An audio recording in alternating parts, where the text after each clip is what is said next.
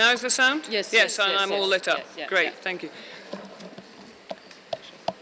Okay, this afternoon we're going to have an interactive discussion. Is there any other sort of discussion, I think? Probably not, but there's always the word interactive in front of it these days. And I'm really glad to welcome, it's on, it's just you're going deaf, women of a certain age. It's been the topic of the day. Like I said with Carol. I've lost my train of thought now. Thanks, Carol. Women of a certain age again. Just I'm really, really pleased to be able to invite to participate in this discussion very old friend and ally Peggy Hicks, who I've known for a long time, from Bosnia days, and is now at the Office of High Commissioner for Human Rights. And Corinne Momal-Vanian, who is from the United Nations Office in Geneva and Agenda Champion. But I have one thing to say to you, Corinne, before we start, and that is a huge thank you to the staff of your organization, particularly to Lydia and Sandrine, who've done an amazing job in actually helping us to put this event together. And also to Liliana from Conference Services, because without that team, we would have been really pushed to be able to pull this together in such a short time. So thank you. Plus, go in there, PAS. Yes, absolutely.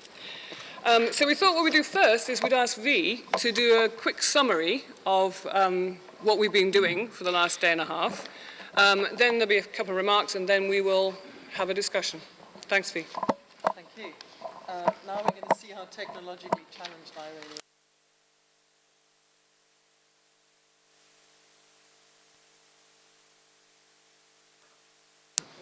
Am I close enough? Can you hear me?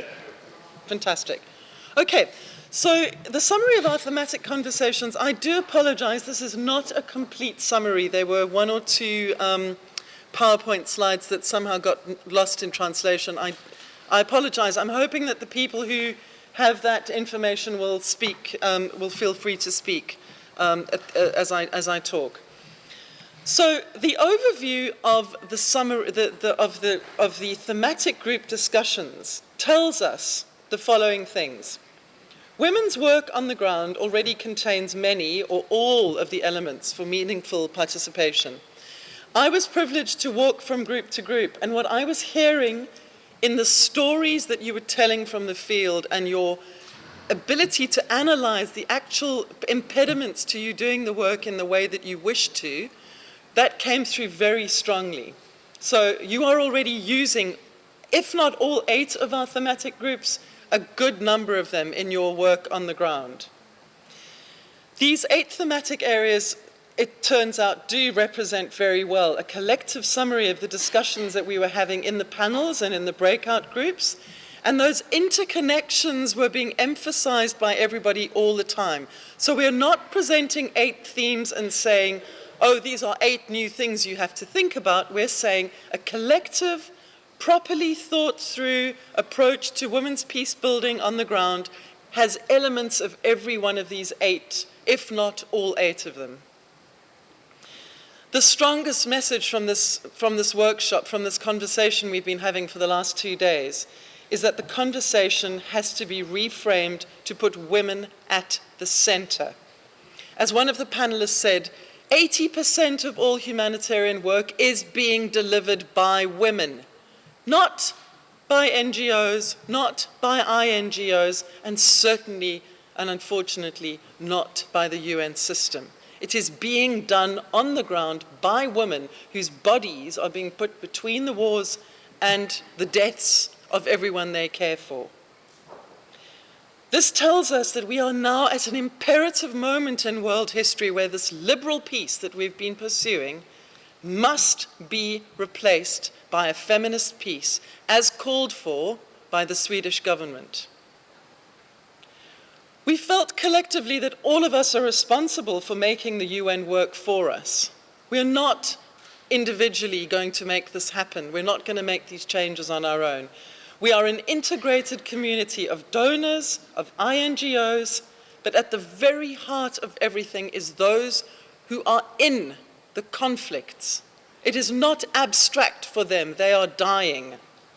Each of us has roles and responsibilities that we must pursue intelligently and quietly and lovingly with one another. As Dr. Madeleine Routledge put it perfectly yesterday, meaningful participation is about being heard. We are tired of participation for the sake of participation. Women do not want to be window dressings. Women do not want to be brought to side events. And women do not want to be forced to always represent a collective of 50 to 51% of the population through a single woman's voice.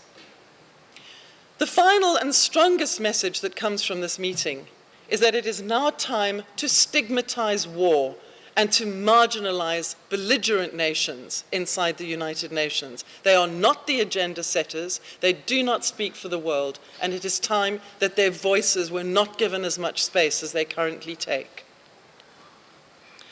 To move on to some quick points from the groups, and I'm not going to speak to each one of them. The Peace and Security Group gave us, I asked everyone to give us 5 messages, and you can see they're very rich and dense messages. I think the most important message from the Peace and Security Group is women human rights defenders and peace activists are those who have a peace mandate.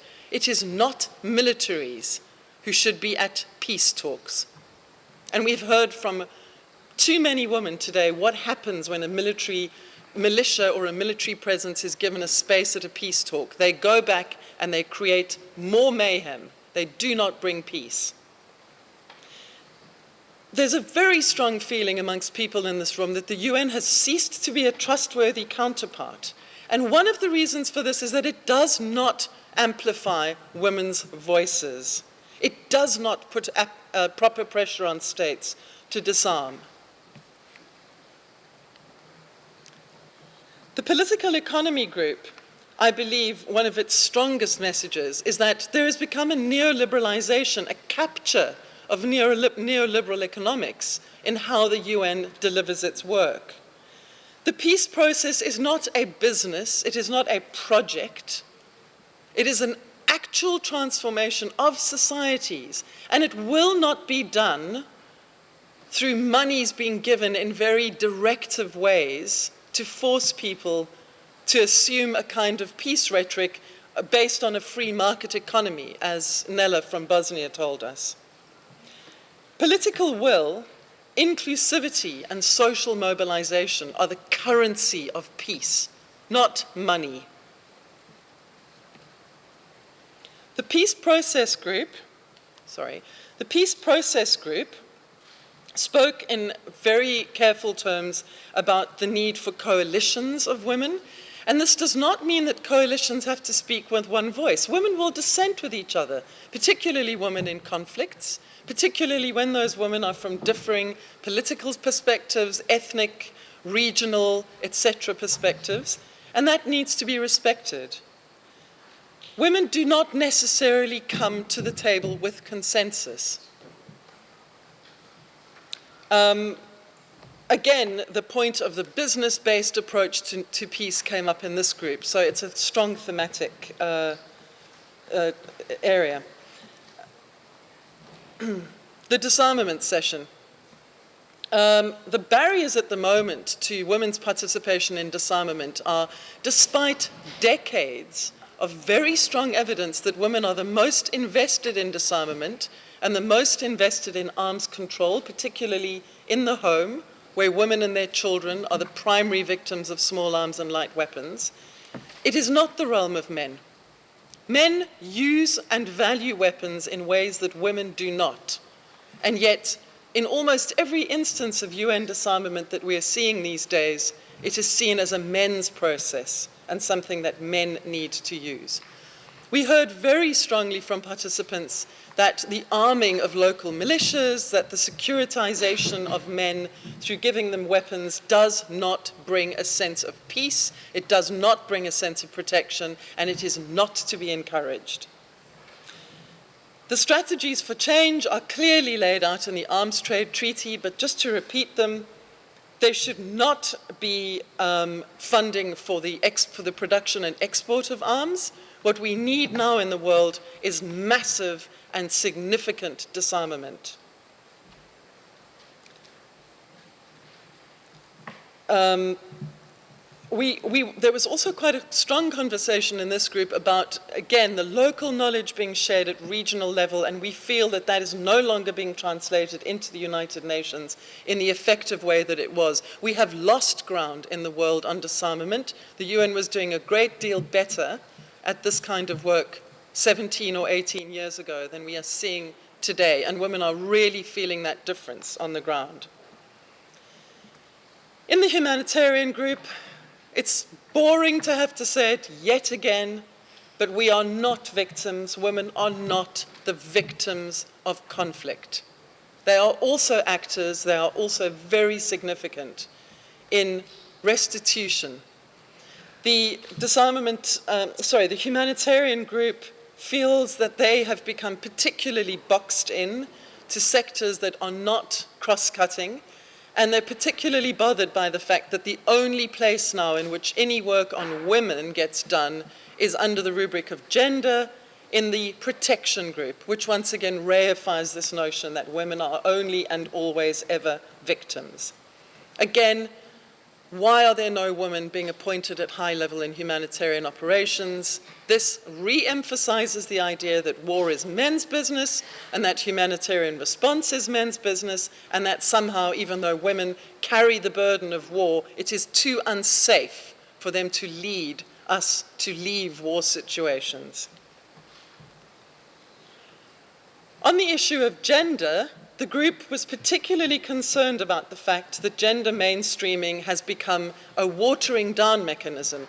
Demands for gender equality, which are clearly articulated in CEDAW, and to which we cling, and to which we hold, and to which on which we want to see meaningful action, cannot be watered down by a kind of pretended, oh, gender mainstreaming is the responsibility of everyone and the role of no one. We have extremely good frameworks. We have not only the women, peace and security architecture that we have demanded and made through the Security Council, but we have a CEDAW that has been exceptionally responsive, given us General Recommendation 30, and we have an unbelievably powerful clause in the Arms Trade Treaty that says no arms can be transferred to countries where women and their children are likely to be killed. If that isn't a language to stop war, then what is? Use the frameworks. Again, this group, in very important ways, said progressive states must be amplified in the UN. Those that are regressive, those that are insisting on war, must be given shown the red card. Put them in the naughty corner. Do not let them be the ones who set the agenda. I'm afraid that I didn't have time to receive words from the human rights group, but I know that Patrizia will speak to that. Oh, it's in my email. I could read it to you now, but shall I not, or shall I? So, but to get back to the most important message that we have for our colleagues from the UN is the conversation has to be reframed to put women at the center. The time for a liberal peace has gone. Thank you.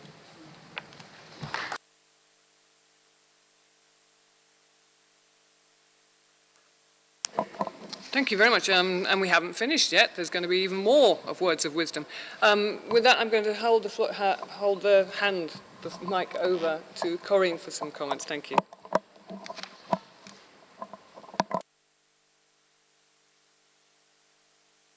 Yeah, that's it. Thank you. I'm a bit embarrassed now because I have formal remarks from the Director General, and they're his accepted speech, and I think I'm going to have to deliver it. It might seem a bit staid and formal, but if one of you knows him, you know that he's anything but staid and formal. But nevertheless, it is a speech, so I'm going to deliver it. I just wanted to correct that he is the champion, Michael Muller, the Director General of UNOG, not me. I'm his deputy and director of conference management, but precisely, and I'll come back to this a bit later, the Gender Champions are a network of leaders, and they're quite insistent on that. A lot of what has been said, of course, resonates a lot with our own work. But so he's the leader, he's the champion, and I work closely with him, with Caitlin, who's one of the co-founders also of the Gender Champions. So anything I say is under her control, of course. So let me maybe just skip over the many thanks that he expresses to the WILPF for organizing this meeting. Just because we've heard about disarmament, I think this is where I'll start. That as Secretary, and these are his words, as Secretary General of the Conference on Disarmament, I would like to recognize the League's contribution to the issue of disarmament and demilitarization. I look forward to it resuming its engagement with the conference once the appropriate conditions have been created.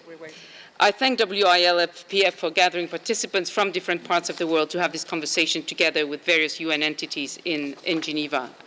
Since the adoption, and we've heard it already, of the Beijing Declaration over 20 years ago, some progress has been achieved globally on gender equality and women's empowerment.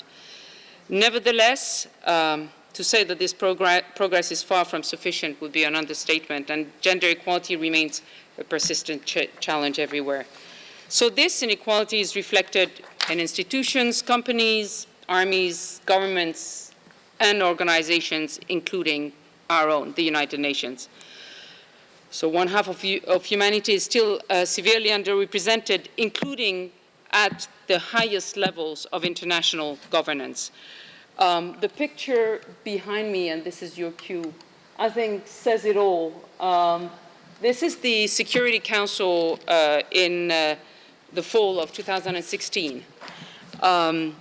So the highest body charged with peace and security in the world. I think you can see its composition very well. I'm quite grateful that the only permanent representative, woman permanent representative, was wearing red on purpose, I think. But there it is. So 14 men and 1 woman at the time. In the UN General Assembly, only 3 women have served as president in its 71 sessions since 1946.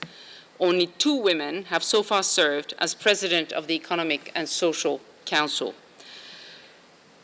And we know that when women meaningfully participate in peace processes, the chance for sustainable peace increases by 35% over 15 years. We know that if countries address the gender gap at work, women can generate enough funds to underpin success across the 2030 Agenda for Sustainable Development.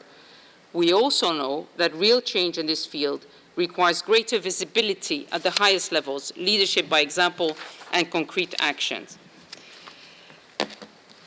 Luckily, gender equality and empowerment of women are key priorities for our new Secretary General, Mr. Antonio Guterres.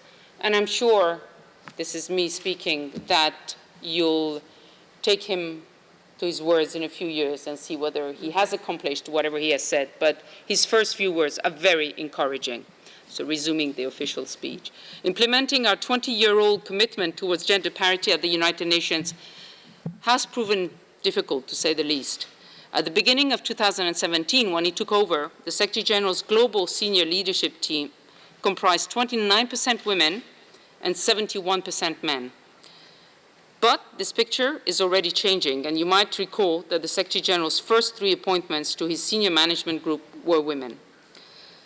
But the aggregate figures across grade levels at the UN show clearly that for now there is an inverse relationship across the system between seniority and women's representation. The higher the grade, the larger the gap in women's representation.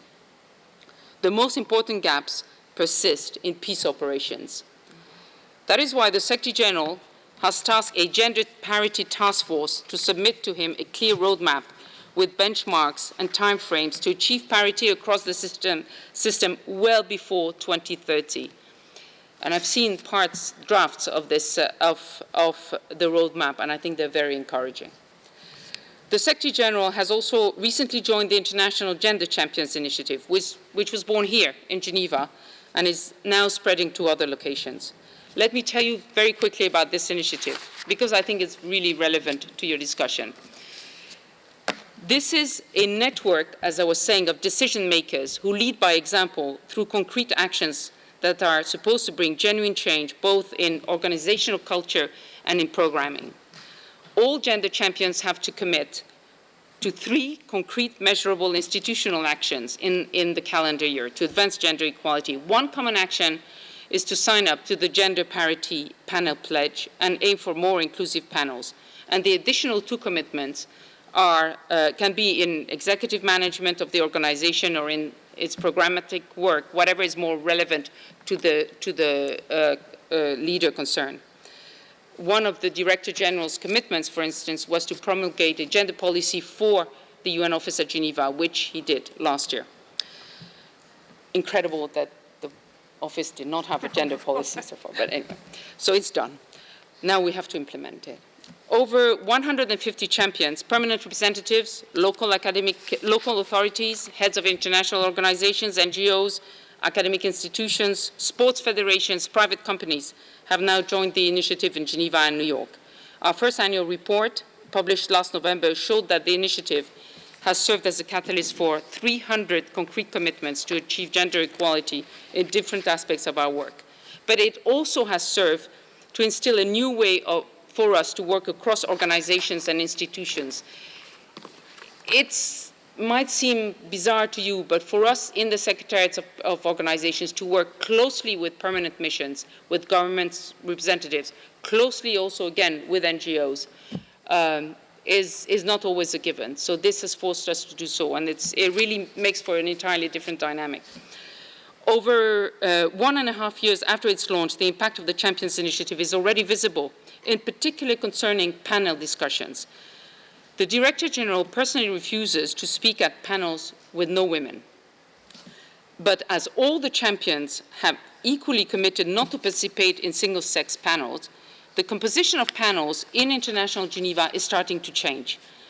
And by the way, there are only women here at the panel, but anyway. And as our data show that whenever champions have intervened to have the composition of single-sex panel rectified, which happens a lot, the organizers have done so in 80% of the cases. There is still a way to go, but this is encouraging. And let me also draw your attention to a report that was recently released jointly by the International Gender Champions and UN Women. And we've put some 50 copies of the report at the back of the room.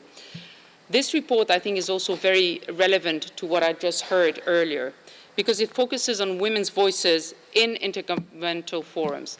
I did hear that we're tired of only being given seats inside events. This report is about women being in the delegations, in the decision-making process, voting, and being also chairs of committees, chairs of not only of commissions, not only participants, but also in a meaningful and powerful role. The report reviewed existing frameworks and trends on women's participation in national delegations to meeting of international organizations, governing bodies, and their leadership roles in these meetings. I think it's a valuable resource to understand the challenges and examine the best practices and advocate for more change. It's based on the answers from 23 organizations to a survey, and it outlines recommendations to member states, to international organizations, and to senior officials on how to promote gender balance in governing bodies and therefore in decision-making. There are some specific examples of action that are given, some quite far-reaching. For instance, delegations, as you may know, to the Interparliamentary Union Assembly are notified that they must include at least one man and one woman when registering, or they're subject to sanctions. Their voting rights are actually decreased if their delegations are not balanced. I'm not saying this is going to happen anytime soon in the UN, but still, it's important to put the good practices out there. So the report is available online, and as I said, copies are at the back of the room. And I know I've talked for way too long now, but let me just thank again the WILPF for organizing this discussion here in Geneva. I think it's important that it's in Geneva because, as the Director General often says, it's a unique ecosystem of actors and institutional know-how, and it's the operational hub of the international system on peace, human rights, humanitarian action, and the SDGs. What we would like to do is to find a way that these discussions can feed directly into groups of senior officials in Geneva, and maybe we'll discuss how this can happen in the next few weeks. Thank you very much.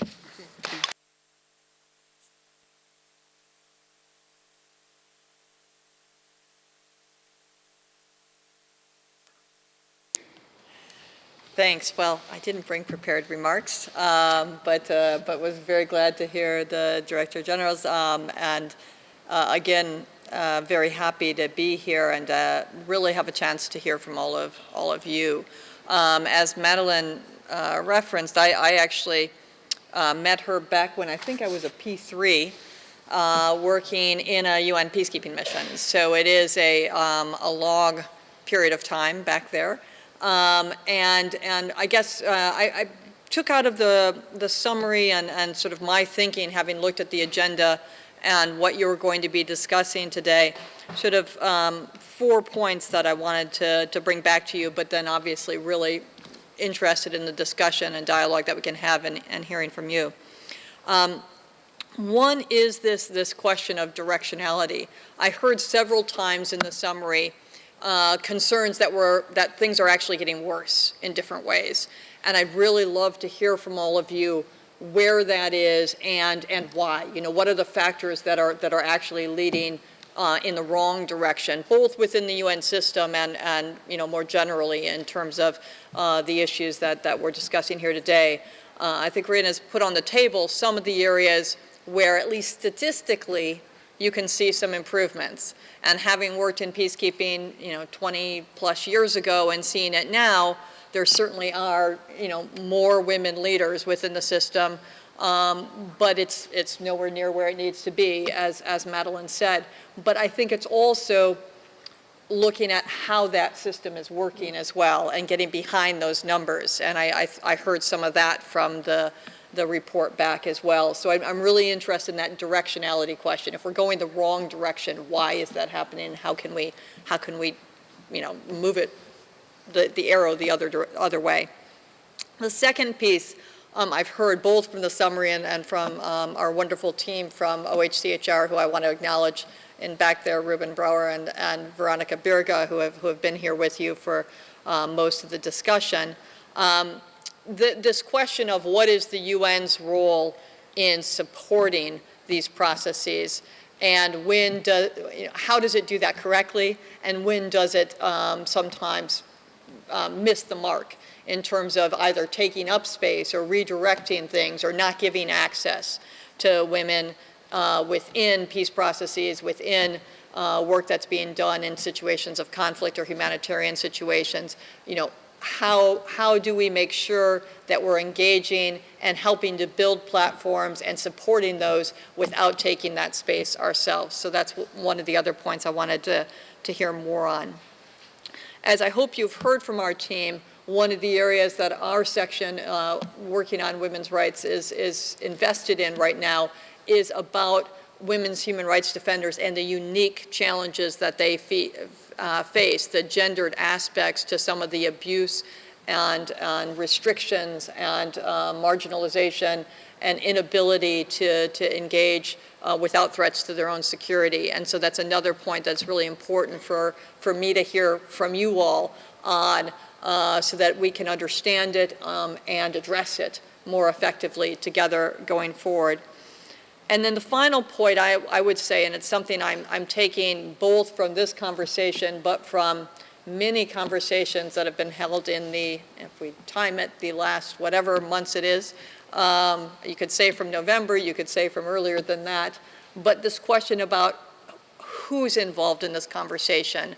Are we engaging across sectors, broadening the base of who's in the room and who has a voice, so that when we're talking amongst ourselves, the people who are actively engaged in these fora, do we do a good enough job figuring out how we reach community-based organizations, youth groups, others who don't have, in my sector, human rights in their titles, but who are in fact human rights activists and are doing human rights work in a much more direct and sometimes more impactful way than we ever could from our offices in Geneva. So how do we broaden that base? How do we get engaged with and support and learn from people that are engaging in these human rights activities in a much more grassroots and bottom-up way than we are currently.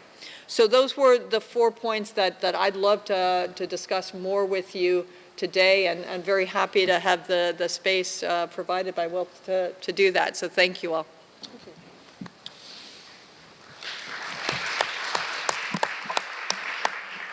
So the floor is yours to ask the questions.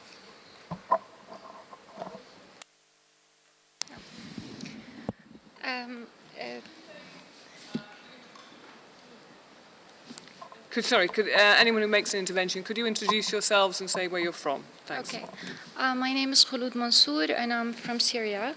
Thank you very much for the presentation, and I would like just to tease out from earlier discussions on localization of humanitarian space and restructuring the international system, and I would just give some numbers from the Syrian context.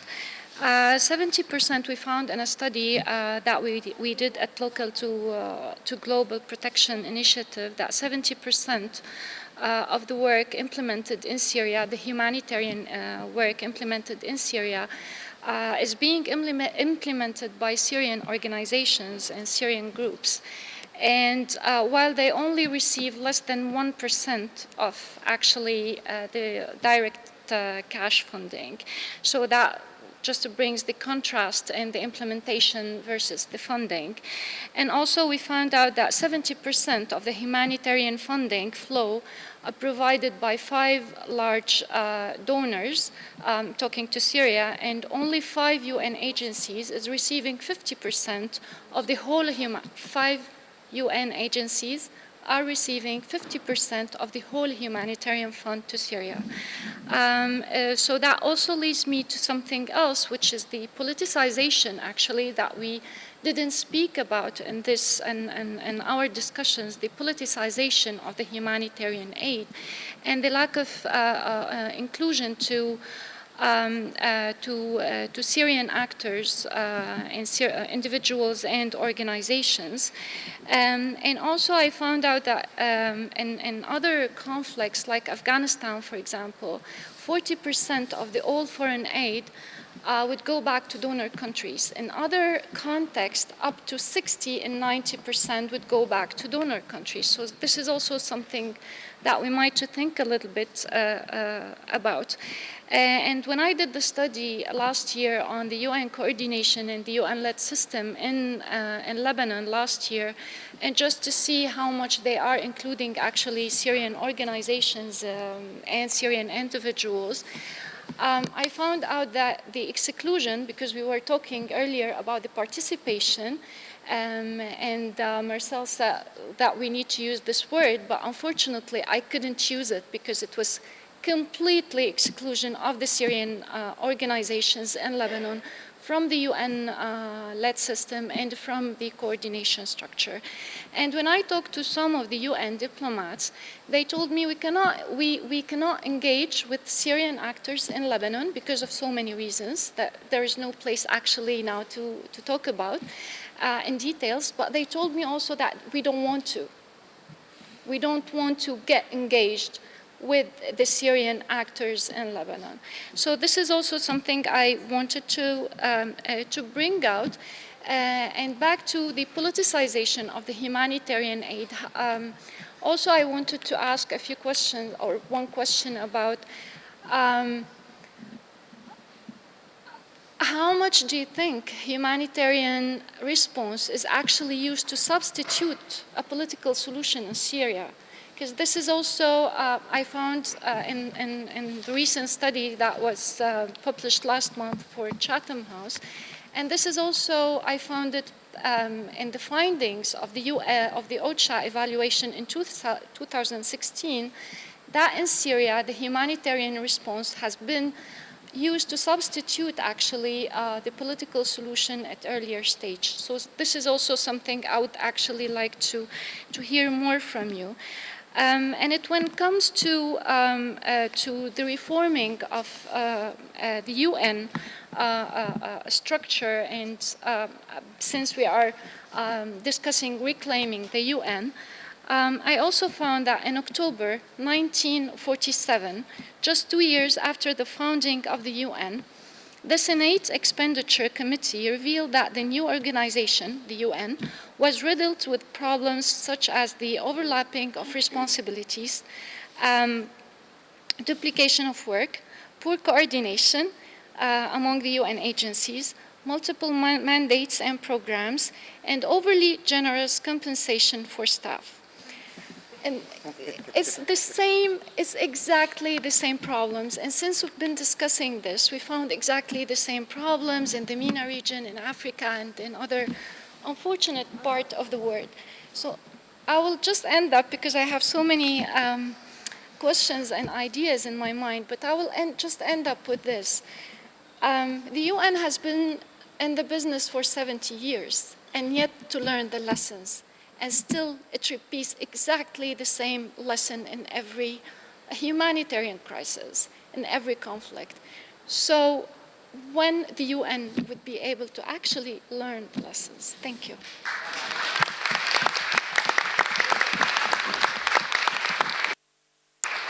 I don't think we're expecting our colleagues to have all the answers to all the questions from a UN perspective. But Corinne, would you like to I'll say a few words. say a few words? And it's just really by indication.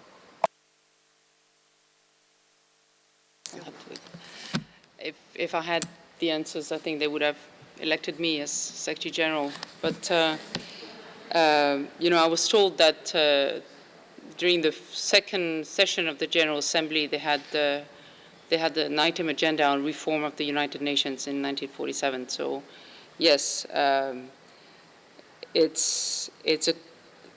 The response to your last question is that we will never learn. We continue learning every day, but we'll never learn. And yes, many mistakes are made. And everything that you've said, I've heard many times. I followed quite closely in my previous functions the crisis in Syria for 5 years. I had also followed quite closely the delivery of humanitarian assistance to Haiti after the earthquake. So all this I've heard. Now, in the case of Syria, it's clear that a lot of the resources that are allocated to the international community and to the UN in particular are going outside Syria to refugee assistance. I mean, we're talking about 4 to 5 million now, and because logistically and security-wise it's just easier than inside Syria. I'm sure a lot of the resources are going. I'm not surprised that you say only 1% actually reaches organizations inside Syria. But I know that the Syrian Red Crescent is doing an amazing job, but I agree that the distribution of resources, and I've heard it many, many times, and I don't have a satisfactory answer to you, but this is just the reality that on the ground it's much easier for UNHCR. I mean, UNHCR works a lot in Jordan in particular, as you know. On humanitarian assistance substituting political solution, I've heard that as well. And it may be true, but this is really a case of damn if you do, damn if you don't. I mean, if the UN was not providing humanitarian assistance because it could not, I mean, everybody knows that the UN has not been able to find a political solution or to help the actors find a political solution so far. At least let us provide humanitarian assistance. I mean, is it a fig leaf to cover our failures in the political field? I honestly don't think so in this case. Some people will go as far as saying this humanitarian assistance is allowing the conflict to go on and on and on, which I find quite a cynical way of looking at things. So we're not doing a super good job at humanitarian assistance, but at least we're doing something, whereas in the political field, we have not managed to make significant progress at all. And I was there at Geneva 1 in 2012, which is when the first Geneva communique that we're still using was agreed on, and basically there hasn't been progress since. So I understand the frustration, but I think it's a bit unfair to say that humanitarian assistance is covering up for our mistakes. For all the rest, I think I'll let Peggy say a few more things, but I'm not a specialist in humanitarian assistance. What I know, I've seen many mistakes done in Haiti. You know, I think our first motto going in should be first do no harm, which is not always the case, unfortunately. Thanks, Carol. No, very difficult questions to answer. Can I take a couple more and then we'll come to Peggy? Telsha?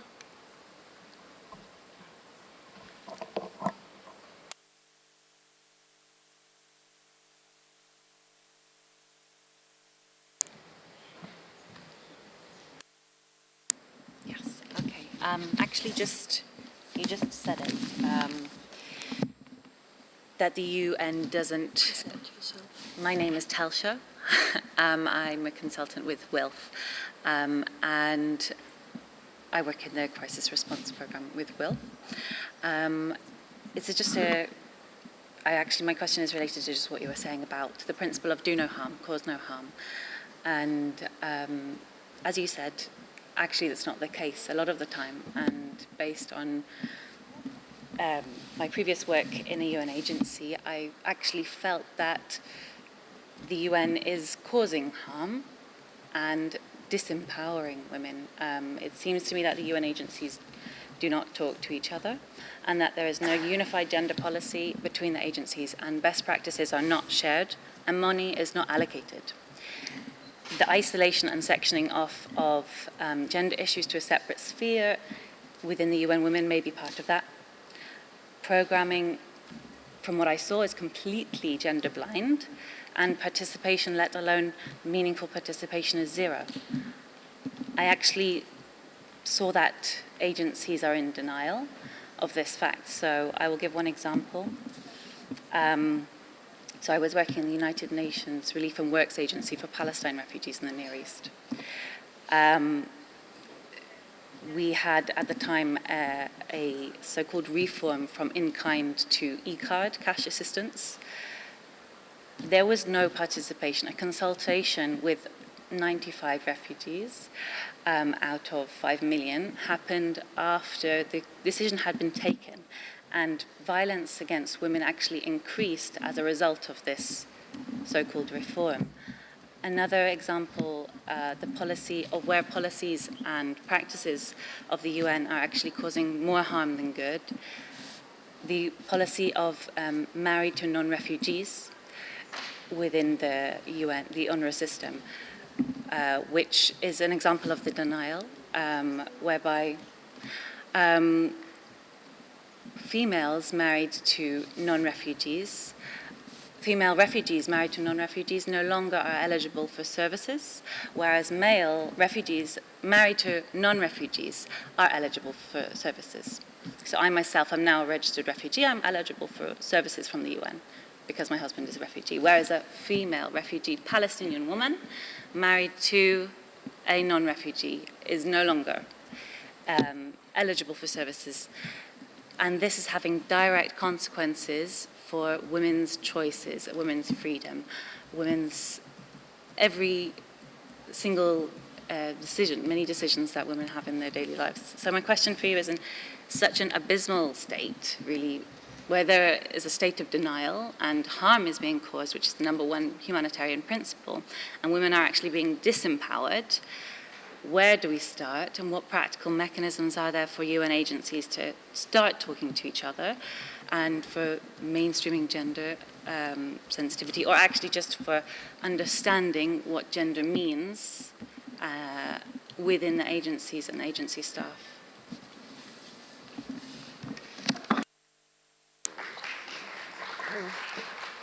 I'll take one more and then we'll go back to the panel and then open again.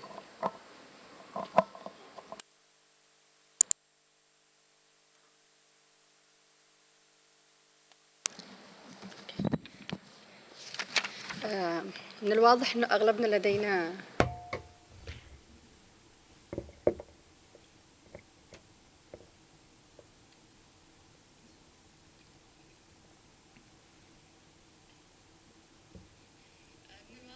It is obvious that we all have a bad experience with the United Nations. I have a question. For instance, during the national dialogue, which took place in Yemen in 2013, the civil society organizations were told that huge amounts of money were being pumped by the UN to Yemen in order to organize programs for the civil society organizations and for the youth. Unfortunately, we as civil society organizations have no idea where that money went. Fictive organizations were created, and they were being managed from the UN office here and some members of the civil society in Yemen. So we never knew where that money went and what was done with that money. And those were huge amounts of money. Can we ask where that money went? What change did that bring to Yemen? And I have a last request.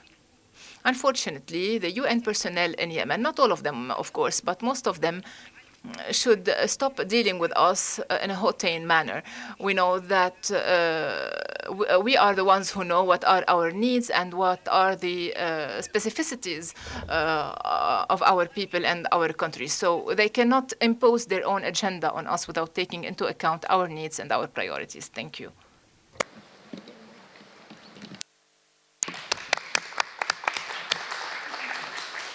Thank you. Thanks. I'll respond briefly to all three interventions. Our colleague from Yemen and Syria related comments relate to sort of the local knowledge base and engagement, and how the UN and other international agencies don't involve and rely on and incorporate it. And your comments back to Haiti was another very good example where one could make the same points.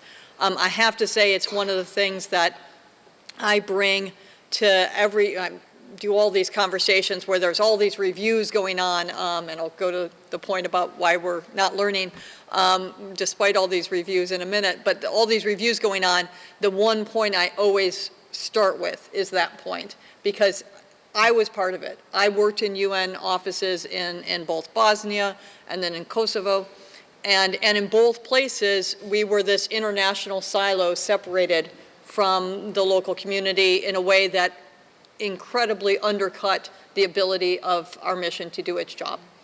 And it goes even to the language issues. They're, unlike diplomatic missions, which actually work to make sure people learn the language, there's no effort within a UN study. Those are very important concerns. And I do think that the more the UN does to find ways to allow real engagement and sees itself as facilitating a process that has to be locally based, even within peacekeeping, which is one of the areas where it's very hard, the more effective those UN presences will be. And I still think, I think there is acknowledgement of that point, but I still think the modalities of how to make it work, including these issues of employment and how that works within the system, it's still very bifurcated, and I think there's a long way to go on those points. I also wanted to pick up the point about humanitarian response as a substitute for political action.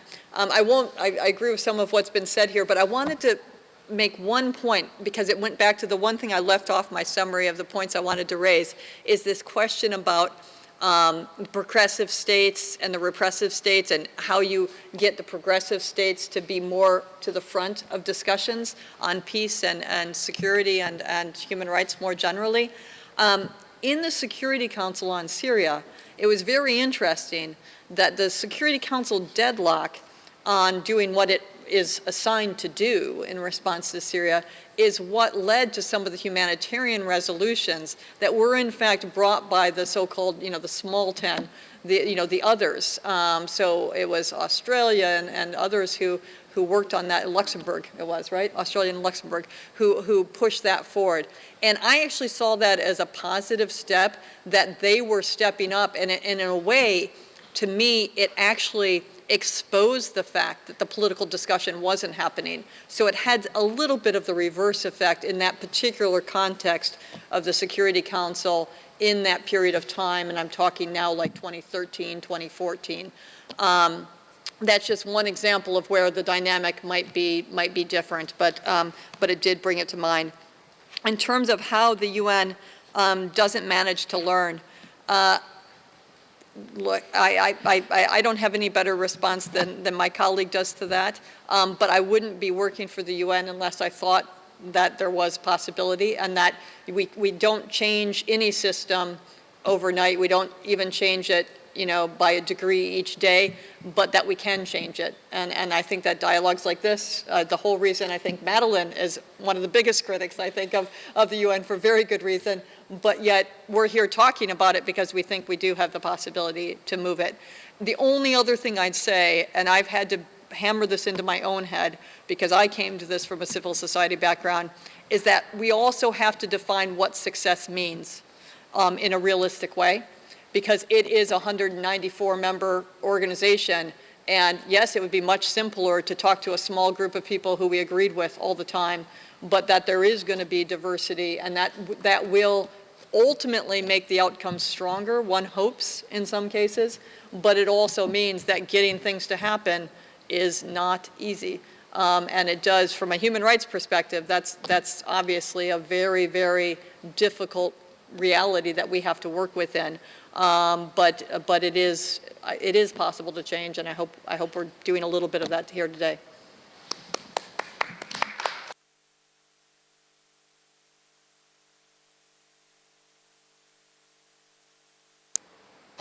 Oh, come on now. Yeah, I think no, you're still on, yes. I wasn't on. You turned me on. Hello, yes, thank you.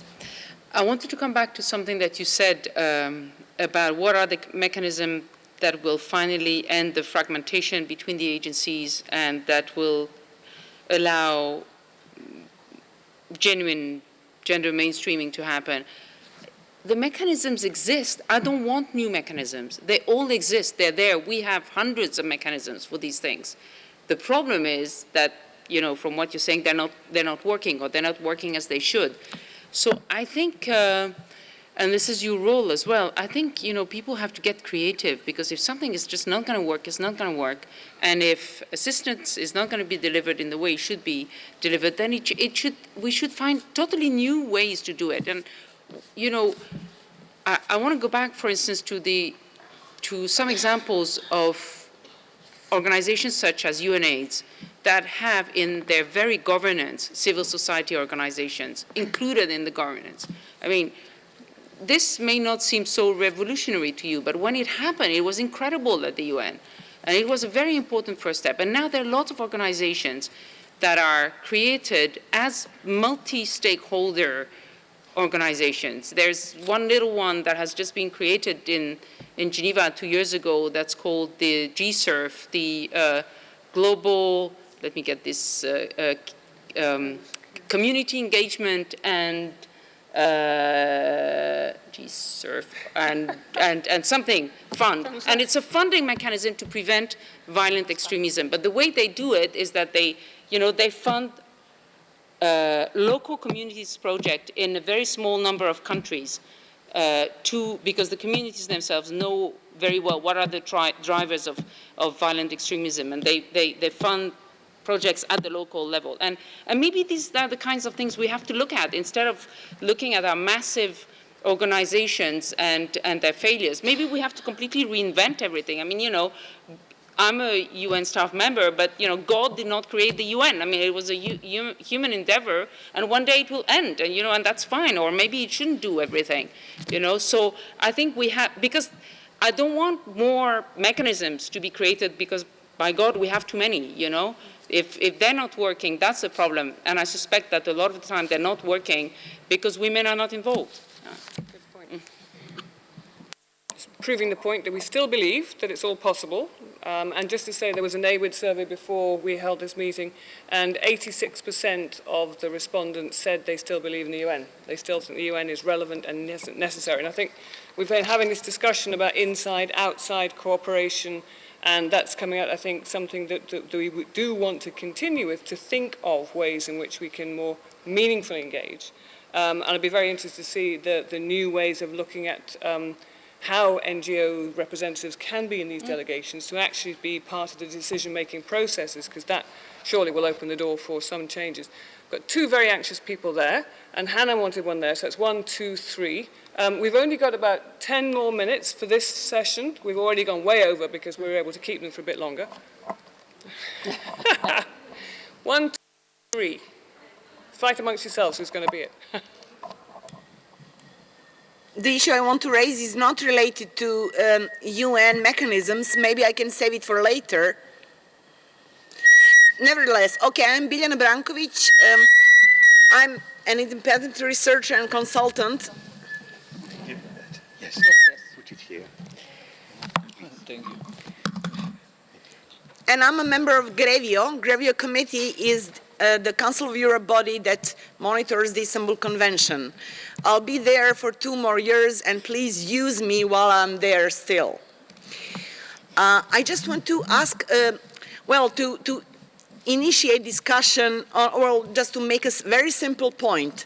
How can we revive the global feminist movement? How can we reinvent our meaningful participation of feminists in international spaces created by feminists?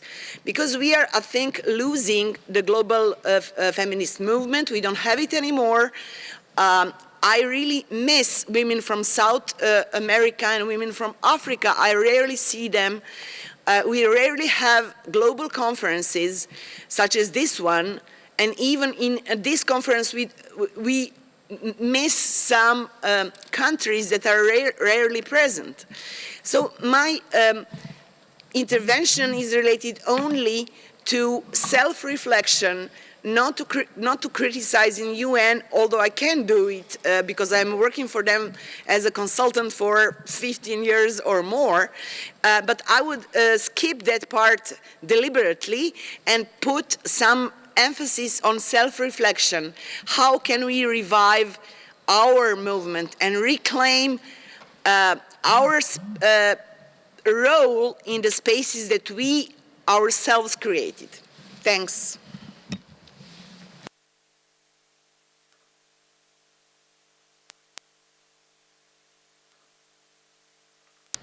Do you hear me? Yes. Okay. Stoyan Mishev, Association for Emancipation, Solidarity and Equality of Women, ESE from Macedonia. Taking into consideration what the lady from Yemen, I think, said about how the money are spent in their country, but this was not the case only with Yemen. Yesterday, during the thematic session on gender, we found out that this is a negative practice that part of us are facing with the UN agencies within the countries. It is related to another comment which was said by the moderator to one of the sessions yesterday, that recently UN agencies are acting more like implementing actors instead of strengthening the capacities of civil society organizations. Looks like they are abandoning their primary role, which is to strengthen our capacities. And to be more concrete about the innovative approaches or about the creative approaches that we can apply as civil society organization, I would like to stress the budget analysis approach. I'm aware that all of us were monitoring the situation with women's human rights in our countries continuously in the past period, but what we lack is increased knowledge on how the funds are actually spent. In this regard, I would like to encourage all the organizations to explore the possibility to learn more about the budget analysis, to get education on the budget analysis, and use the law on access to free public information, at least in those countries where such laws were adopted. So explore this possibility. We need to document these negative practices in order to come up with solutions how to overcome them. Thank you.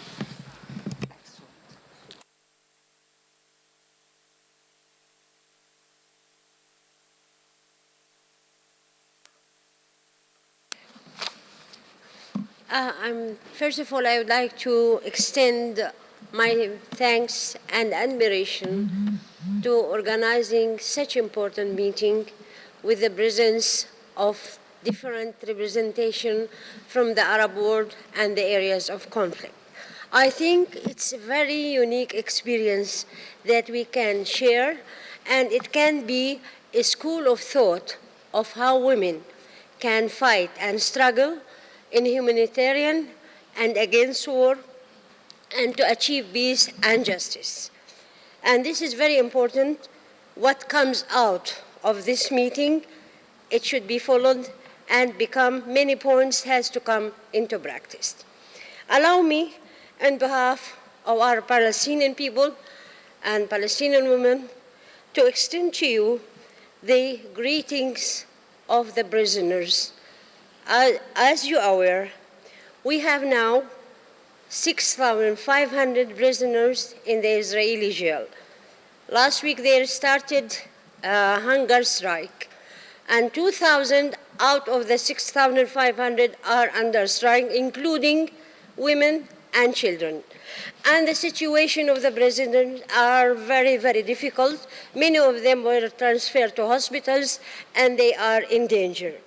Since we are here under the umbrella of WILPF International and under the umbrella of United Nations, and here is the Red Crescent, I really would like that this meeting and Congress come out of some statement in support and in solidarity with the prisoners who are striking. This is a kind of practical issue as a result of what we are discussing. We have a message from there. If you allow us to get 2 minutes just to read the message from the prisoners. Unfortunately, everybody has the similar sorts of issues with prisoners and everything in their countries, and I'm afraid if we start doing that, then we won't actually get to the meat of what we're trying to do. So if you don't mind, can we leave it at that?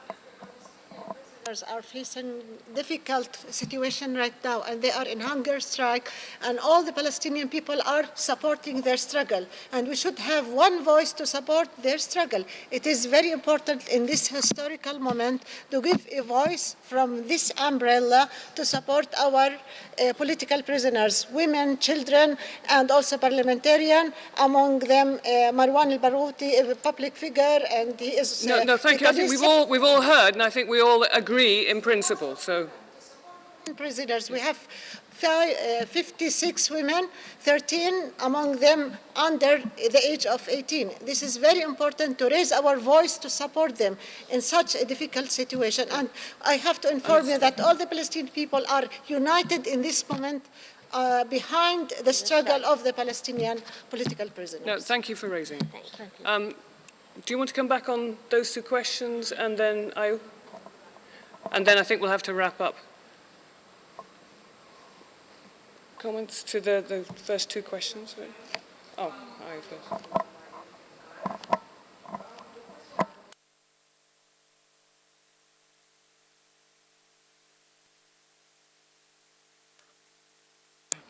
The question I want to ask has to do with the UN. The UN, I want to know how the UN can make preventive integral action in all its efforts, instead of always coming in when there is war and a lot of destruction has taken place. Why can't the UN focus its energy on prevention and making sure that solutions are found for the issues that bring war, instead of waiting for it to happen and then start looking for solutions? Thank you.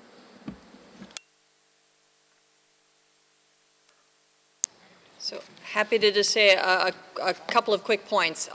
In terms of the budget side and the misuse of funds, I do think your point that we need to really invest in having people who can really look at those issues, analyze them, and report on abuse of funds and budget analysis is very crucial. I've worked for human rights organizations, and a lot of times, we don't have the technical expertise to do some of that work, and the more we bring in, we're a lot of political scientists and lawyers and journalists, and the more we bring in people with that sort of background, I do think that would be incredibly helpful. On the prevention point, forgive me if I just take that moment to say, to me, your point is incredibly important, And it's a point where I can say, and I realize that the UN as a whole has responsibility for these issues, but the office I represent, the Office of the High Commissioner for Human Rights, which is the human rights pillar of the UN, has 3% of the budget of the UN.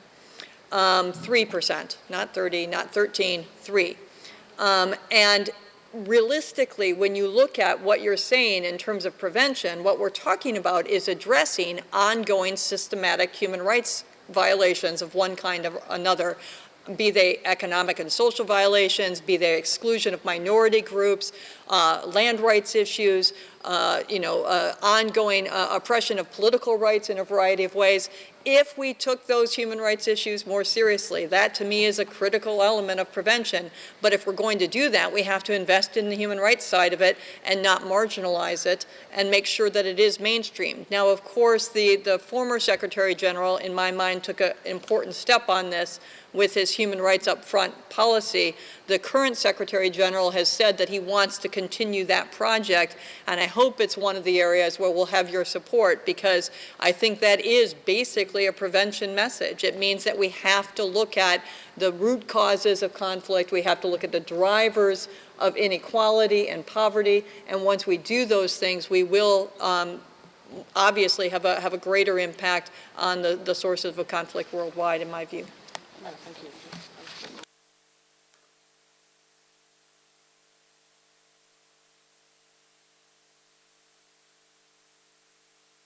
Yeah. This room will be refurbished, by the way, sometime this year. I just wanted to agree that getting the financial know-how to be able to read budgets and hold institutions accountable for the resources that have been allocated is fundamental and something which is often overlooked. So thank you for bringing this up. On the prevention, I mean, it's as if you were writing the Secretary General's speeches, because this is the first thing he said when he took over, is that about 80% of the budget of the organization goes to peacekeeping, to places where there's no peace to keep, basically, and that if even a fraction of that money, I mean, the peacekeeping budget today is about $8 billion annually, and even if a fraction went to the implementation of the 2030 agenda and to prevention, to the prevention of human rights abuses, or just even to mediating political conflicts just as they erupt, then things would look very differently for the world. So absolutely, prevention is actually, he has said, his #1 priority.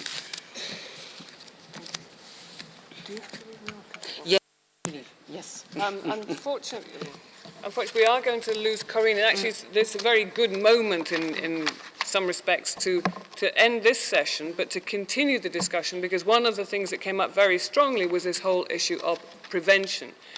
We don't want to be talking about humanitarian responses and ending conflicts. We want to prevent them. So what we'd like to do now is to continue the discussion amongst ourselves. So we're going to have a roving mic, and then we're going to look at our 8 focus areas and take them deeper so that we know how it is that we are going to move forward with the discussions that we've been having over the last 2 days. Floor to Corinne, just to close. Thank you. I wanted to thank you first for having me and apologize that I had very few responses to your important questions. But this has really been an eye-opener in many ways for me. And I'd like to continue the conversation. And as I said at the start, I hope we can find a way to channel a lot of these discussions or to create another encounter where maybe under the umbrella of the Director General, as representative of the Secretary General, he could gather a number of heads of international organizations who are based in Geneva, maybe to listen to the very important things that you have to say. Thank you very much for coming, Corinne. Thank you.